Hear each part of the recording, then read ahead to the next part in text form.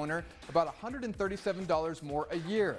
Precinct 3 Commissioner Iliana Holguin was the lone no vote, stating the county could have tapped into reserves or cut non-mandated programs instead of raising rates. And joining me now is Commissioner Holguin. Thank you, Commissioner, so much for taking this time to provide us some insight and some information here, and certainly a conversation that has garnered a lot of discussion. We've heard from both the county judge as well as Commissioner Stout on why they felt this was a necessary move to raise rates and why it was needed. Give us a little more insight on why you voted no, and maybe how you would have handled this or like to have seen this budget deficit handled a little differently. Yes. Hi, Andy. Thank you for the invitation to be here with you today. So I voted no because I've always felt that raising taxes on our residents should be the absolute last option when there just are no other options. We know that a lot of our families here in El Paso County are still struggling financially. We know that the tax burden is one of the issues that they're most concerned about. I hear it almost every single day from the residents in my precinct and just residents from all over the county of El Paso, that the tax burden is already too high on residents. So I was advocating for looking for alternatives to raising the tax rate. One of the things that I proposed looking at was cutting expenditures. Now, the county budget is made up of two main components. So we have mandated services that were absolutely mandated by the state of Texas to provide. So these are things that we absolutely have to do. And those make up, about 60% of our budget. So we have other services that the county provides that, even though those services are still very, very important, they're not necessarily mandated by the state of Texas. So I was advocating that we look at those non-mandated services to try to see what we could cut from those services in an effort to bring down expenses so that we could avoid a tax increase for the residents. We know that if cuts have to be made, we can't cut the mandated services because those are things that we absolutely have to do. But I was advocating for looking at what within our non-mandated services budgets could be cut, or if we could do an across-the-board cut between all of the departments that are providing the non-mandated services. So that's the conversation that I hoped we would have been able to have, and that's what I was advocating for. And I know the rebuttal, at least from your colleagues, had been that if we talk about the reserves, that would have been left at a dangerous state. We also heard from the county judge on this program that in terms of those non-mandated programs, he talked a lot about making El Paso attractive to outside businesses that maybe want to invest here or do business here. How difficult is it to create revenue, something the county seems to be struggling with compared to other areas in Texas, which is obviously a contributing factor in all of this? Yeah. So there are a lot of different ways that the county is trying to tackle these budget challenges that we have. So we've already reduced some expenses. So for example, there are no employee raises that are happening this year.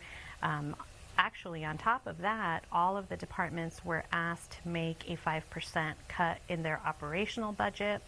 We've also instituted a hiring waiting period where positions can't be filled until they've been vacant for 6 months. So there's already a lot of steps that the county is taking to try to reduce expenses. But certainly something that we have to do is also try to find ways to generate revenue. And one of those ways is by trying to attract businesses to El Paso County so that more commercial businesses contribute to the tax base so that we don't rely so heavily on the residential tax base. So unfortunately, here in El Paso, 70% of the property taxes that the county collects come from residential homeowners, and only about 30% come from commercial businesses. There are other counties and cities in Texas where that's the opposite. More commercial businesses pay into the tax base than do the residents. So that's why they can keep their tax rate low. and their taxes that their residents pay low. Unfortunately, we don't have this here in El Paso, so that's also something that the county is trying to do, trying to attract more businesses so that our commercial taxpayers pay more, offsetting the amounts that our residential taxpayers have to pay. And so that's why you'll see the county promoting private investment in the county, trying to do whatever we can to attract more businesses to the area, because that helps offset the taxes that are paid by our residential homeowners. Certainly a difficult conversation regardless of which way you fall on it. One way to create at least new economic opportunity, and it's coming to actually your precinct, is the Pan American Speedway that is expected to be built in the area north of Fabens. What more can you tell us about this project and how it's being designed to boost the economy? Sure. So this is a $17 million private investment. So these are private investors who are coming to Far East El Paso, north of the Fabens area, and building a fully functioning state-of-the-art racetrack. So they're making that investment. And the county is working closely with them because we want to make sure that they're successful. We want to make sure that they turn into an economic hub of activity. So the hope is that once the racetrack is in place, we're going to be generating tourism dollars from all across the region, from other parts of the state. There isn't going to be, or there isn't now, a racetrack like this one that's proposed in Far East El Paso, other than in Phoenix and in Austin. So there's really nothing in our area. So we're really hoping that with this racetrack, we'll be able to bring in a lot of tourism dollars, which will of course help with our local economy. Aside from that, the hope is that this racetrack will also lead to other private commercial investment in the area. So for example, we may see more restaurants be built all along that corridor to serve the people that are coming to the racetrack.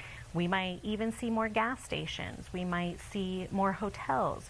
So these types of large investments really do help provide other economic opportunities.